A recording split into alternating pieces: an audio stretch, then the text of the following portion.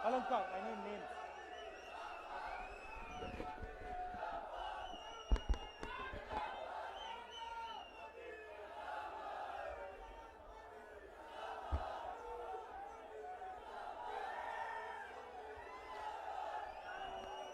राजीव शुक्ला जी, सुखविंदर सुक्खू जी, भूपेश बघेल जी, मुकेश अग्निहोत्री जी, अनिरुद्ध सिंह जी, सुदर्शन बबलू जी, हमारे कैंडिडेट्स सतपाल सिंह रहजादा जी, जरा आगे आइए।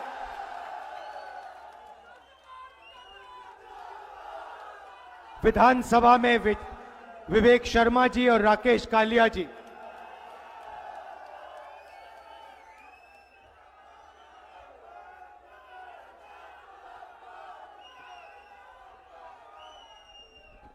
स्टेज पे कांग्रेस पार्टी के वरिष्ठ नेता, हमारे सारे के सारे प्यारे बब्बर शेर कार्यकर्ता,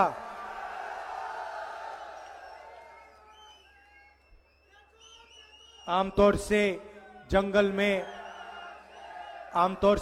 में एक बब्बर शेर दिखता है, दो दिखते हैं, यहां पे तो हजारों आए हुए हैं, एक साथ बैठे हुए हैं। मीडिया के हमारे मित्र, भाई और बहनों, हिमाचल प्रदेश के युवाओं, आप सबका यहां बहुत बहुत स्वागत। ऐसी गर्मी में आप आए, दूर दूर से आए, आपको कष्ट हुआ, दिल से आप सबका धन्यवाद करता हूं।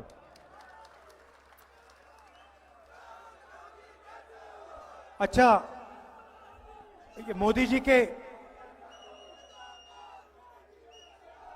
जी के जो इंटरव्यू हैं आपने देखे? ये वो चमचे वाले, 4 चमचे बैठ जाते हैं, सवाल पूछते हैं नरेंद्र मोदी से, देखे आपने? ये नरेंद्र मोदी जी से पत्रकार पूछते हैं, नरेंद्र मोदी जी आप आम कैसे खाते हो? छील के खाते हो या चूस के खाते हो? एक और चमचे ने पूछा, नरेंद्र मोदी जी देश में कहा जा रहा है, भैया आप शांत हो जाएं, डिस्टर्ब मत कीजिए। देश में कहा जा रहा है कि अमीर लोग अमीर होते जा रहे हैं, 20-25 अमीर लोग अमीर होते जा रहे हैं, अरबपति बनते जा रहे हैं, और गरीब लोग गरीब होते जा रहे हैं। तो नरेंद्र मोदी जी आप इसके बारे में क्या सोचते हैं? तो नरेंद्र मोदी पहले 20-25 सेकंड सोचे ऐसे,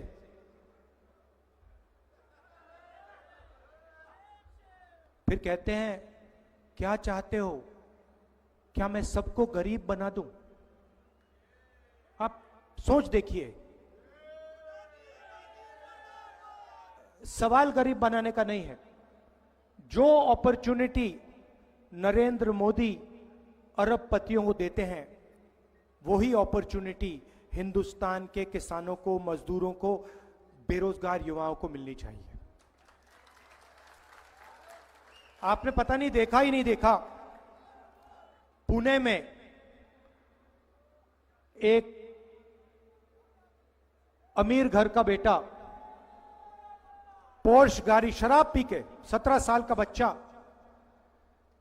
शराब पीकर पोर्श गाड़ी को 200 किलोमीटर प्रति घंटा चलाता है 11 बजे रात को, 2 लोगों को मार देता है। कोर्ट उसे कहता है कि 300 शब्द का ऐसे लिखो। अब अगर bus driver, truck driver, auto driver, Uber driver गलती से किसी को मार देता है, 10 साल की सजा होती है, चाबी उठा के फेंक देते हैं। उबर ड्राइवर से, ऑटो ड्राइवर से, बस ट्रक ड्राइवर से ये क्यों नहीं कहते भैया 300 शब्द का ऐसे लिखो और चलाओ जितनी चलानी है ट्रक? क्यों? क्योंकि वो गरीब हैं, ये अमीर है।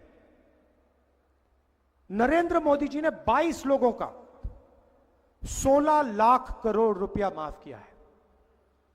16 लाख करोड़ रुपया मतलब अगर आप 24 साल का मनरेगा का पैसा, 24 साल का मनरेगा का पैसा, 22 लोगों का कर्जा माफ किया है। हमने किसानों का कर्जा माफ किया था, यूपीए की सरकार थी। अगर आप उसको 24 बार करोगे, उतना पैसा नरेंद्र मोदी जी ने 22 लोगों को दिया है। अदानी जी को हिमाचल के सेब का पैसा, हिंदुस्तान के एयरपोर्ट्स, मुंबई का एयरपोर्ट था, किसी और के पास था, उस पर सीबीआई और ईडी की इंक्वायरी होती है। एयरपोर्ट वो अदानी को दे देता है। अदानी को देने के बाद सीबीआई इंक्वायरी, ईडी इंक्वायरी सब बंद हो जाती है। पोर्ट्स दे दिए, एयरपोर्ट्स दे दिए, सोलर पावर, विंड पावर, बिजली, सारा का सारा इन लोगों को दे दिया है। कोई युवा आज छोटा सा भी बिजनेस चालू करना चाहता है, फूड प्रोसेसिंग का बिजनेस, सोलर पावर का बिजनेस, छोटा सा छोटा बिजनेस, उसको बैंक 1 रुपया नहीं देगा। वो लाखों करोड़ रुपए मिलते हैं उनको, और वो करते क्या है? चाइना का माल हिंदुस्तान में बेचते हैं। हमारे जो यहां पे स्मॉल और मीडियम बिजनेसेस हैं, जो रोजगार दिलाते हैं, उनको बंद करते हैं, उनको खत्म करते हैं। और यही काम नरेंद्र मोदी ने पिछले 10 साल में किया है। आप मुझे बता दो, 700 किसानों को शहीद किया। आप मुझे बताओ नरेंद्र मोदी जी ने हिमाचल के किसान, बाकी प्रदेशों के किसान के लिए कौन सी चीज की है? मुझे बताओ। एक काम नहीं किया। जब वो बाहर आए, काले कानून लाए, 3 काले कानून लाए अदानी और अंबानी वाले। जब किसान बाहर आते हैं, वो कहते हैं ये आतंकवादी हैं। 700 किसान शहीद हुए, उनको शहीद का दर्जा नहीं दिया। पार्लियामेंट में मुझे उसके बारे में बोलने नहीं दिया। युवाओं को 2 करोड़ रोजगार का वायदा किया था, कुछ नहीं मिला। और आजकल नया फैशन चला है।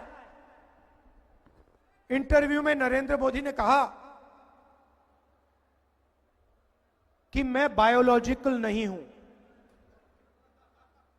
हिंदुस्तान के सारे लोग बायोलॉजिकल हैं। मतलब नरेंद्र मोदी अकेले हैं जो बायोलॉजिकल नहीं है। कहते हैं कि जो होता है मुझे मालूम नहीं कैसे होता है, परमात्मा कराते हैं, मैं परमात्मा का काम करने के लिए धरती पे आया हूं। अभी पता है क्या है?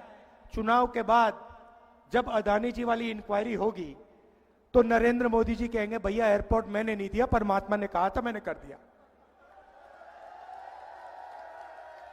ये बहाना है। और मीडिया वाले, नरेंद्र मोदी कहते हैं परमात्मा मुझे ऑर्डर देता है, ये कहते हैं वाह वाह वाह वाह वाह क्या बात करी।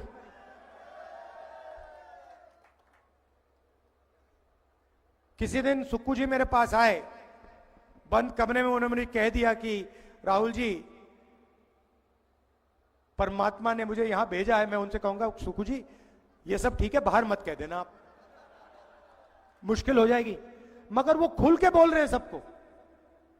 मैं सोच रहा हूं कि परमाणु बम हाथ में उनके, मैं पूछना चाहता हूं भैया ये जो आपको होता है, ये जो दौरा पड़ता है, ये शाम को पड़ता है, सुबह पड़ता है? ये आपको कब कब लगता है कि भैया परमात्मा ने आपको मैसेज दिया है, उनसे आप बात करते हैं? 8 बजे शाम को करते हैं, रात को करते हैं, सुबह करते हैं, हर रोज होता है? कब होता है? सही बात है ना? अगर कोई आपके पास आए और आपसे कहे भैया मेरा डायरेक्ट कनेक्शन है परमात्मा के साथ, तो आप क्या कहोगे उसको? क्या कहोगे उसको? कोविड आता है, नरेंद्र मोदी जी कहते हैं भाइयों और बहनों थाली बजाओ, मीडिया कहते हैं वाह वाह वाह वाह वाह, कमाल की बात की। उसके बाद कहते हैं भाई और बहनों लाइट जलाओ, मोबाइल फोन की लाइट जलाओ। गंगा में लाशों का ढेर, वेंटिलेटर नहीं, ऑक्सीजन नहीं। देश का प्रधानमंत्री खुलकर कह रहा है कि थाली बजाओ, मोबाइल फोन जलाओ। उनका काम क्या है? उनका काम ऑक्सीजन देने का है, उनका काम हॉस्पिटल चलाने का है, उनका काम वेंटिलेटर चालू कराने का है। वो सब छोड़ दिया, कहते भैया थाली बजाओ। और यही राजनीति इन्होंने पिछले 10 साल में की है। काम सिर्फ अदानी अंबानी का किया है। मजदूरों के लिए क्या किया बताओ? गैस सिलेंडर की बात होती थी, कहते थे 400 रुपए का गैस सिलेंडर हो गया है। आज कितने का है? 1200 का है। तो सारा का सारा काम इन्होंने उन्हीं के लिए किया है। और मीडिया में वो उनका चेहरा दिखाते हैं 24 घंटा। अदानी जी की मीडिया है, वो चलाते हैं नरेंद्र मोदी जी का चेहरा। कभी आपने देखा है हिमाचल के किसान को मीडिया पे? कभी देखा आपने किसान को या किसी बेरोजगार व्यक्ति को मीडिया पे देखा है? गरीबी की बात, महंगाई की बात कभी सुनी है आपने? अंबानी जी की शादी तो देखी होगी, 8 करोड़ वाली घड़ी देखी ना, डांस गाना देखा आपने वहां पे? मगर अगर आप हिंदुस्तान की जनता से पूछें, वो आपको कहेंगे भैया बेरोजगारी, महंगाई, भागीदारी, गरीबी, ये हैं मुद्दे। मीडिया कभी दिखाता नहीं है। अब उन्होंने 22 लोगों के लिए काम किया, 22 अरबपति बनाए। अगले 10 साल में हम करोड़ों लाखपति बनाने जा रहे हैं। मैं आपको बता रहा हूं, यह मीडिया वालों की आदत है। जब हम मनरेगा लाए थे, इन्होंने कहा देखो गरीबों की आदत बिगाड़ रहे हैं। जब हमने किसानों का कर्जा माफ किया, कहते हैं देखो किसानों की आदत बिगड़ रही है। भोजन का अधिकार लाया, देखो लोगों को आलसी बना रहे हैं। मगर अदानी का कर्जा माफ होता है, कहते हैं देखो विकास हो रहा है, कितना विकास हो रहा है। तो जितना नरेंद्र मोदी ने 22 लोगों का किया, उतना हम करोड़ों लोगों का करने जा रहे हैं।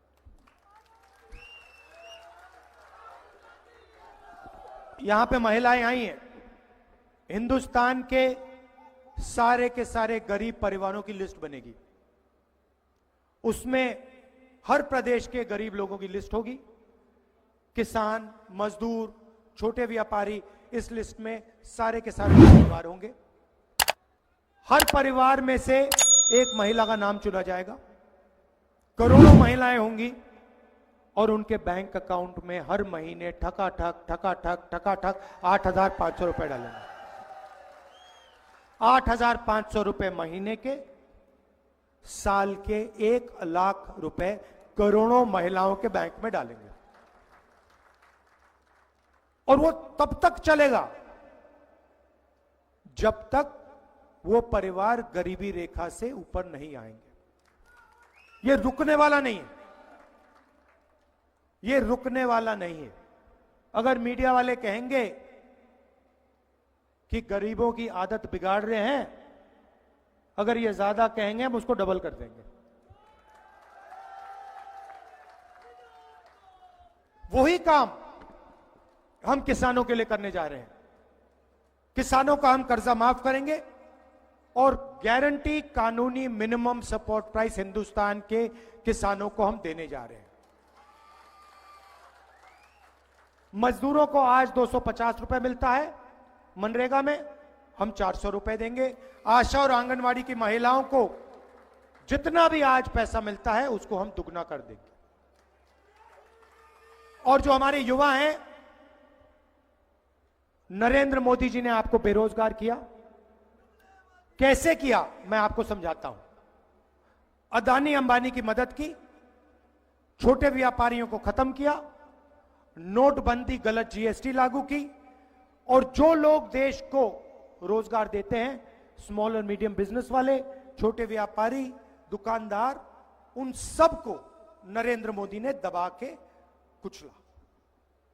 अब हम ये सब बदलने जा रहे हैं। युवाओं को सबसे पहले हमने पता लगाया है मैं 2 करोड़ की बात नहीं करूंगा, क्योंकि 2 करोड़ झूठ होगा। मैं आपको सच्चाई बोलने आया हूं। 30 लाख सरकारी रोजगार हैं, खाली पड़े हैं, वो हम आपके हवाले कर देंगे। दूसरी बात, जैसे हमने मनरेगा में मजदूरों को रोजगार का अधिकार दिया था, वैसा ही अधिकार, रोजगार का अधिकार हम हिंदुस्तान के ग्रेजुएट्स को, डिप्लोमा होल्डर्स को, कॉलेज और यूनिवर्सिटी के ग्रेजुएट्स को देने जा रहे हैं। मगर ये रोजगार मजदूरी का नहीं होगा, ये अधिकार जॉब का अधिकार होगा, पहली नौकरी का अधिकार होगा। हम कैसे करेंगे? अदानी जी के बेटे, अंबानी के बेटे जब ग्रेजुएट करते हैं, उनको 1 साल की अप्रेंटिसशिप मिलती है। पिता के कंपनी में काम करते हैं, 1 साल की सैलरी मिलती है, ट्रेनिंग मिलती है, और इस एक्सपीरियंस से जॉब मार्केट के दरवाजे उनके लिए खुलते हैं, आगे बढ़ पाते हैं। ये हिंदुस्तान के गरीब बेरोजगार युवाओं को मौका नहीं मिलता है। इसीलिए सरकार में, पब्लिक सेक्टर में, BHEL, HAL जैसी कंपनीज में, प्राइवेट सेक्टर में, सरकारी अस्पतालों में, सरकारी कॉलेजेस, यूनिवर्सिटीज में हम हिंदुस्तान के बेरोजगार युवाओं को 1 साल नौकरी का अधिकार देने जा रहे हैं। ये आपका हक है, ये आपका अधिकार होगा, और अगर आपने सरकार से ये मांगा, सरकार को ये आपको देना पड़ेगा। जॉब 1 साल की होगी, एक प्रकार से जॉब मार्केट में एंट्री करने का तरीका है ये। 1 साल की नौकरी होगी, बैंक अकाउंट में महीने का खटाखट 8,500 रुपए जाएगा, साल का 1 लाख रुपए आपके बैंक अकाउंट में आएगा।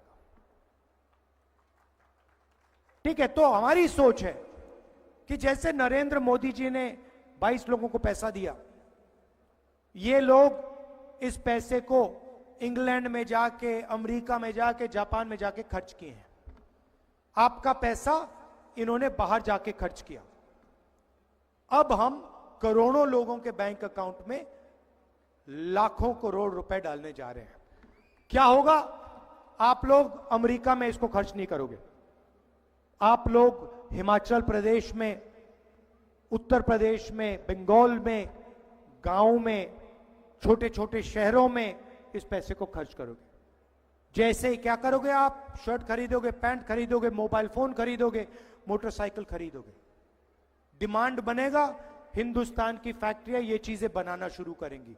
जैसे ही हिंदुस्तान की फैक्ट्रियां फिर से चालू हो जाएंगी, हिमाचल प्रदेश के बेरोजगार युवाओं को उन्हीं फैक्ट्रियों में रोजगार मिलेगा। हम चेन बना रहे हैं।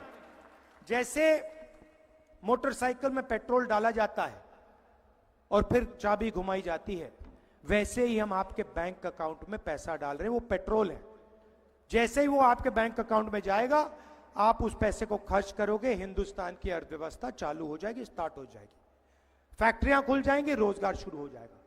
रोजगार इसलिए खत्म हुआ है क्योंकि नरेंद्र मोदी जी ने आपके जेब में से पैसा खींच लिया है।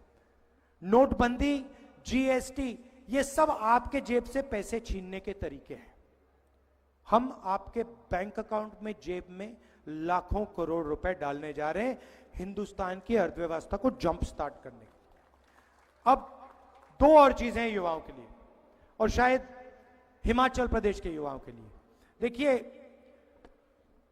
हिमाचल प्रदेश के युवा सेना में जाते हैं, बॉर्डर पे खड़े होते हैं, जिंदगी दे देते हैं, जान देने के लिए तैयार होते हैं। पहले क्या होता था? अगर कोई शहीद होता था तो एक ही कैटेगरी का शहीद होता था, शहीद का दर्जा मिलता था, फैमिली की प्रोटेक्शन होती थी, फैमिली को, परिवार को पेंशन मिलती थी। नरेंद्र मोदी जी ने शहीद के 2 कैटेगरियां बना दी है। एक कैटेगरी नॉर्मल जवान और ऑफिसर, जिसको शहीद का दर्जा मिलेगा, पेंशन मिलेगी, कैंटीन मिलेगी, सारी की सारी प्रोटेक्शन मिलेगी, रिस्पेक्ट मिलेगी, इज्जत मिलेगी।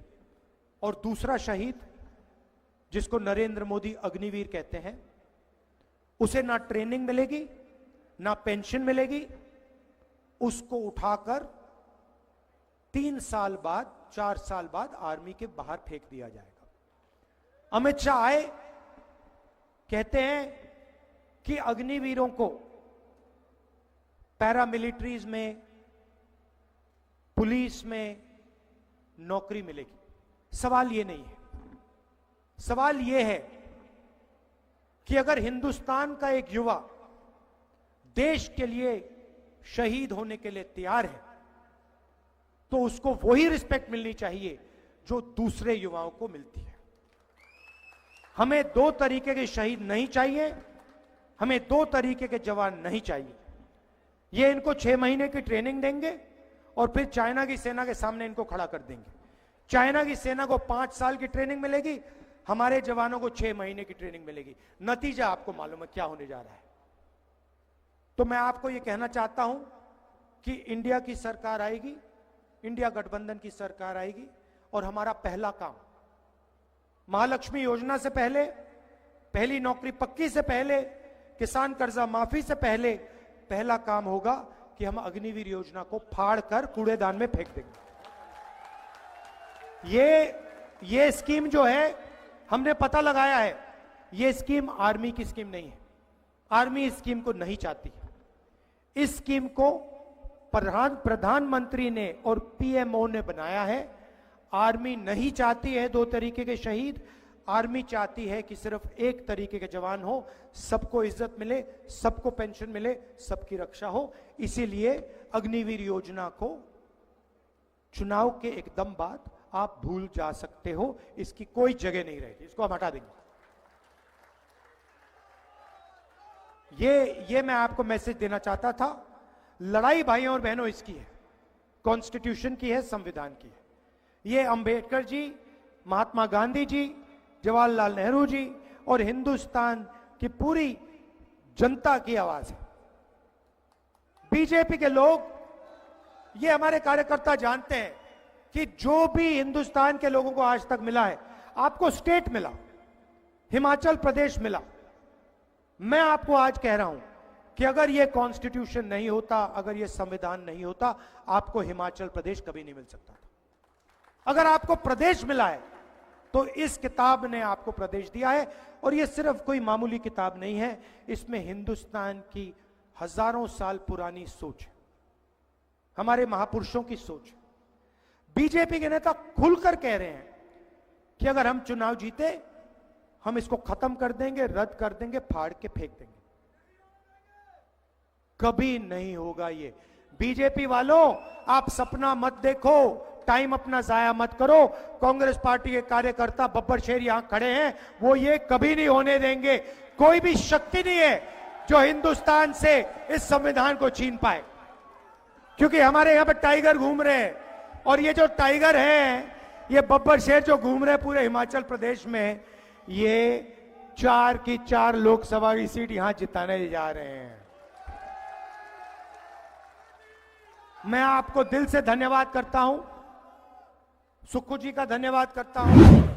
और यहां पे देखिए, प्रधानमंत्री जी आए और खुलकर आपके सामने कह रहे हैं, हिंदुस्तान का प्रधानमंत्री कह रहा है कि मैं चोरी कर कर, पैसा देकर, भ्रष्टाचार करके हिमाचल प्रदेश की सरकार को गिराने की कोशिश करूंगा। खुलकर कह रहा है। गोवा की सरकार चोरी की, अरुणाचल की सरकार चोरी की, मध्य प्रदेश की सरकार चोरी की, पैसा देकर, करोड़ों रुपए देकर। नरेंद्र मोदी जी, आप हिमाचल प्रदेश की सरकार नहीं चोरी कर पाओगे, क्योंकि हिमाचल प्रदेश की सरकार, हमारे हिमाचल प्रदेश की जनता आपको समझ गई है, आपको पहचान गई है। सारे के सारे भ्रष्ट लोग, सारे के सारे भ्रष्ट लोग बीजेपी चले गए।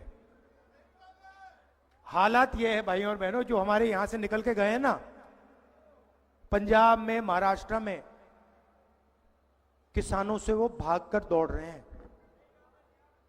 भाग के दौड़ रहे हैं, सामने नहीं आ पा रहे हैं। क्योंकि सारा देश जानता है कि नरेंद्र मोदी भ्रष्टाचार के सेंटर है, एपी सेंटर है।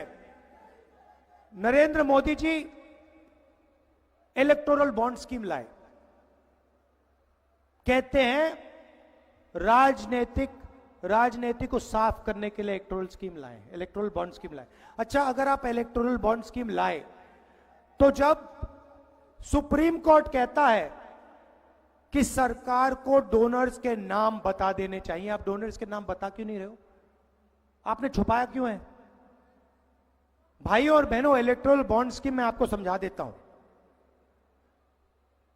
कंपनी पर दबाव लगता है, सीबीआई ईडी की इंक्वायरी होती है, कंपनी बीजेपी को रिश्वत देती है, सीबीआई इंक्वायरी ईडी इंक्वायरी बंद हो जाती है। यह है इलेक्टोरल बॉन्ड स्कीम। हफ्तेबाजी है, एक्सटॉर्शन है। दुनिया का सबसे बड़ा एक्सटॉर्शन स्कीम नरेंद्र मोदी जी ने लागू किया हिंदुस्तान पर। यह सच्चाई है, और यह सच्चाई पूरा देश अब बहुत अच्छी तरह समझ गया है कि नरेंद्र मोदी जी अदानी जी के लिए, अंबानी जी के लिए काम करते हैं, किसान, मजदूर, बेरोजगार युवाओं के लिए काम नहीं करते हैं। और नरेंद्र मोदी इसको खत्म करना चाहते हैं, कॉन्स्टिट्यूशन को रद्द करना चाहते हैं। पूरा देश समझ गया है। इसीलिए हिमाचल प्रदेश में 4 की 4 सीट कांग्रेस पार्टी को आने जा रही है। विधानसभा में भी हमारी 6 की 6 सीट यहां आएंगी। आप सबका दिल से धन्यवाद करता हूं, इतनी गर्मी में आप आए, बहुत बहुत धन्यवाद। जय हिंद, जय हिमाचल।